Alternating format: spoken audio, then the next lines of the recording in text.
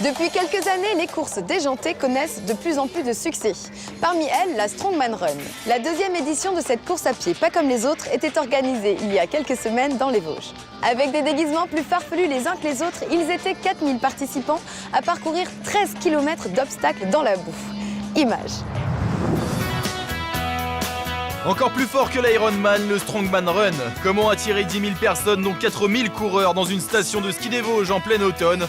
En reprenant tout simplement un concept allemand. Le Strongman Run est une course où les participants sont priés d'être déguisés. Parmi les coureurs, on a donc pu apercevoir Superman, les Dalton, Mario et Luigi ou encore les pierres à feu. Mais trêve de plaisanterie, le Strongman Run, c'est du sérieux. Le Strongman Run, c'est une course à pied à la base, type trail, avec des obstacles. Donc si vous aimez ramper, sauter dans la boue, escalader, tout ça, c'est quelque chose qui est fait pour vous. L'année dernière, on avait 2000 participants, on a doublé cette année pour arriver on est monté à 4000 athlètes.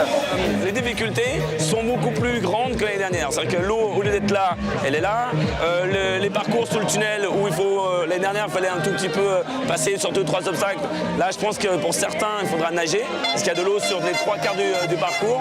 Donc tout a été mis en place pour ceux qui aiment le côté vraiment dur et l'existence même du Fisherman.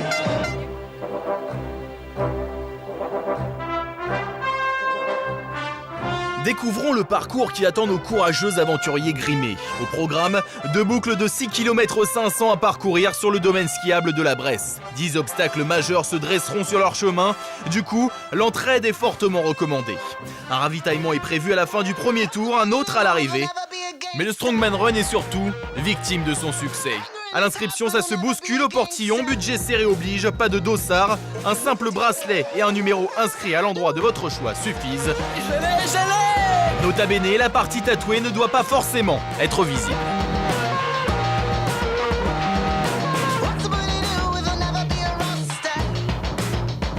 Il y a beaucoup de filles. Je suis très surpris de voir un nombre incroyable de femmes et de filles qui sont là.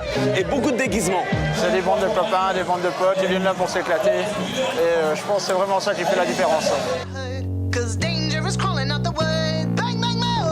Ça va être juste un truc de malade mental. Accrochez-vous, ça commence comme ça.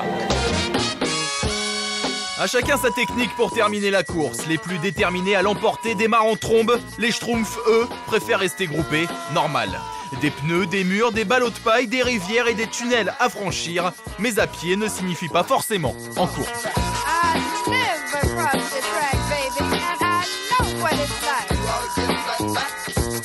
Il fallait compter 38 € pour s'offrir le droit de patauger dans la gadoue. Un prix un peu cher et donc pas à la portée de toutes les bourses. Fair play, les 2 premiers ont franchi la ligne main dans la main en un peu plus d'1 heure. Une demande de mariage a même été faite à l'arrivée. Mais l'histoire ne dit pas si G.I. Joe a enfin trouvé chaussure à son pied.